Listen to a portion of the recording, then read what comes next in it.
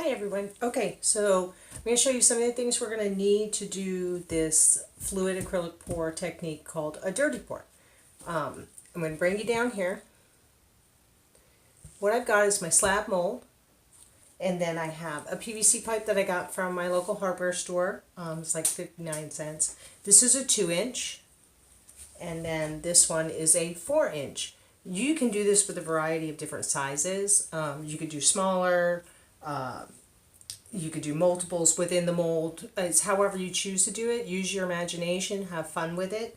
Basically, what we're going to do today is we're going to take this larger piece, and I'm going to set it in the center, and I'm going to take the smaller 2-inch and put it inside there, get it as even as I can, and we're going to pour around the 2-inch and inside the 2-inch. So let's get started. I'm going to move this out of the way for a second. What I've got are my colors here. I pre-disperse my micas in some of my oil from my batter, and I'm going to go ahead and get those all mixed together. My batter is just at emulsification because we want this fluid again. You could probably do a light trace and get away with it with no problem. It's really your preference.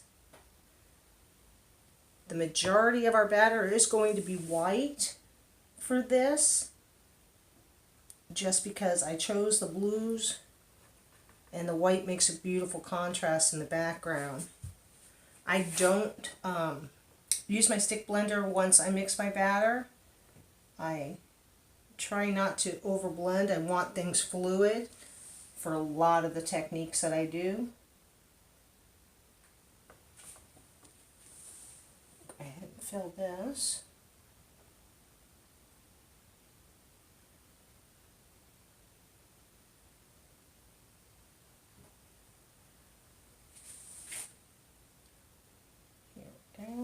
Try and get these as even as I can.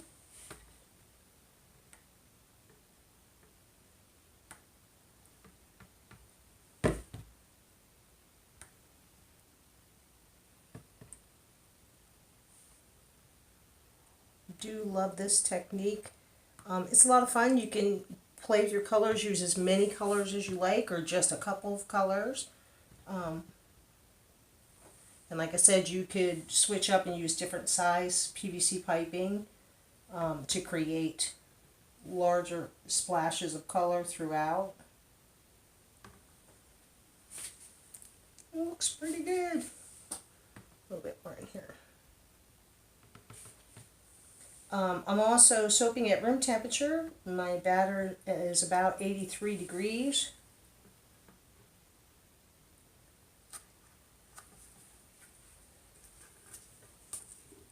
Go, get the last of that in there.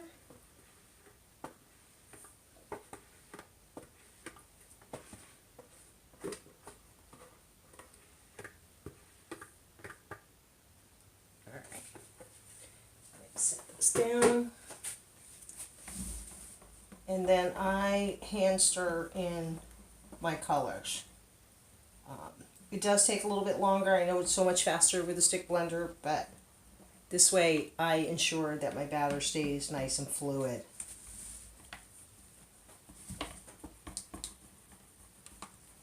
I also do not add my fragrance oil until right before I'm ready to pour. Again, making sure that if I have any issue with it, I can quickly pour and not be sitting here, trying to run too fast. I'm not as young as I used to be.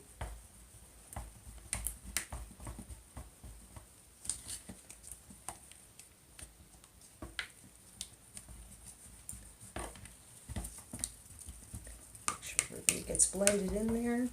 I'm using 4 different shades of blue, so we'll have a nice little contrast. Okay, and then the fragrance I chose is Avobath. I do suggest you use a fragrance that you know well. Something like this is not where you want to experiment with scents.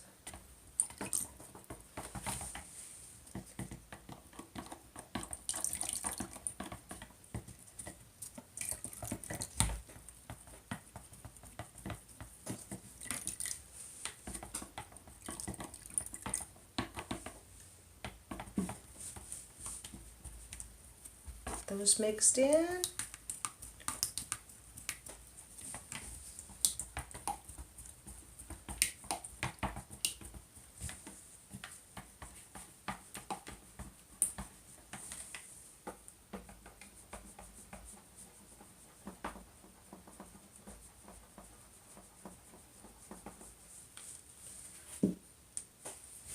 Alright, move our colors off to the side and bring our mold back.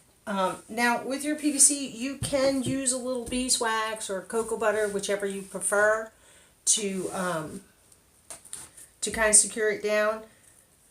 I've had luck with just setting it in there, as long as you make sure that you put the little numbers that are imposed on the bottom. You want to turn it to where it's on the flat side. It tends to sit really, really well. So we're going to start, and what I'm going to do is I'm going to put 2 colors in one and 2 colors in the outer. So I'm going to start with my darkest color first. And I'm just going down the wall. And I'm going to put some of that in there. And then I'm going to move to my next color and do basically the same exact thing. Let it glide down the wall, one on top of the other. And then I'm going to move to the center.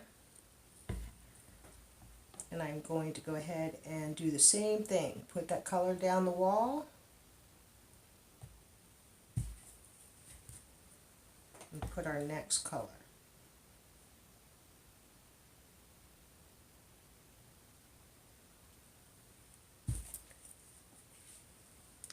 Now with the amount of color or batter I put in these colors, I probably will not fill these all the way up.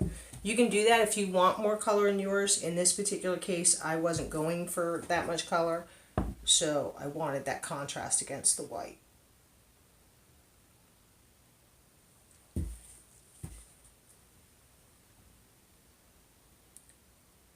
just going to continue to do this.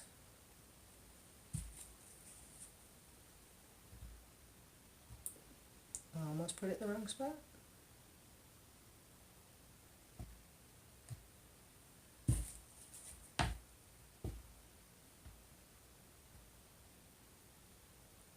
And by going down the wall and letting it run down the wall of this little tube, it allows it to kind of layer one on top of the other instead of it floating or flowing right through to the bottom. So I get a nice little layer effect of color. And that will help with it not just running into each other and getting too muddy.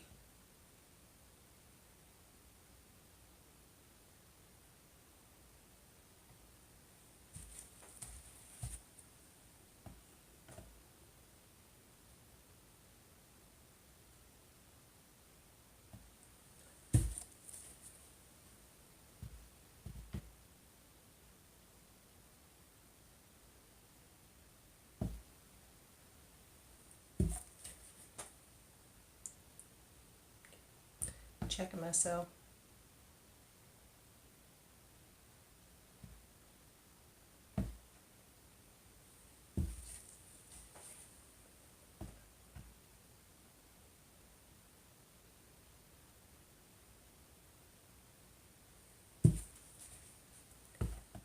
There we go. We're getting there.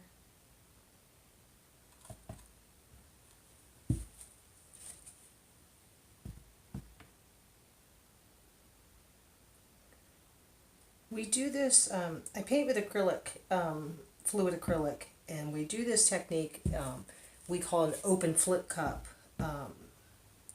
basically. And that's because a dirty pour, you basically have to flip the cup over, and that can be dangerous with what we do, but I have found, and what's really neat is so much of what we do in fluid acrylic painting is so much similar to what we do with soap. We do things, you know, you do your flip cup, and artists will swirl it, so it kind of reminds me of an in the pot swirl.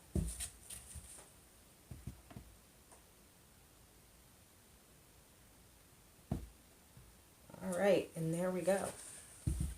So we've got ours in there. Now this is where our white comes in. We're basically going to give this paint, or this soap, sorry, something to float in.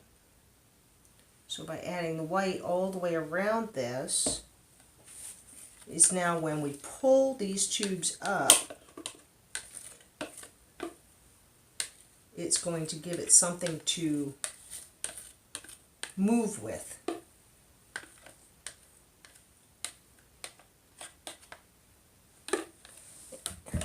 That. And what I am going to do is bring this back up so I can put these in here when we pull them out. So we're going to start with our outer. And we are going to just pull up and out.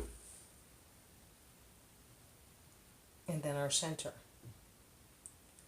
And the same thing. So now this is what we have, and now we're going to move the soap. So you want to get as much movement as you can. You see how fluid it is?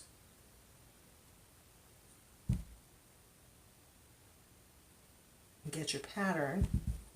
And you can see underneath here where the soap is starting to move out and into different spots. And those drips there are creating what appears to look like cells, like in a painting. I wish I could get you a lot closer than this so that you could actually see that. I don't know if you can, but it creates almost the cell effect that we're looking for when we do our paintings. So I'm going to give a little bit of more help here. I'm going to bring it up, get it to move. And you can see your colors blend. And you will get this beautiful technique, or this pattern, that makes it look just like one of the fluid acrylic paintings. You'll have these, like I said, these little lacings that will happen, and what appears to be little cells. If you want more than that, go ahead and take your little tube and kind of just give it a shake so that it makes some drops. And those drops will give you that effect as well. The other thing that you can do is use, if you have a little bit of batter, very slowly, just lightly, let it just drip.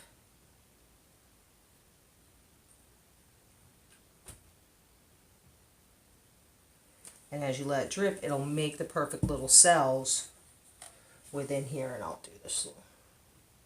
And again, I do it from a little higher up and I go very slow.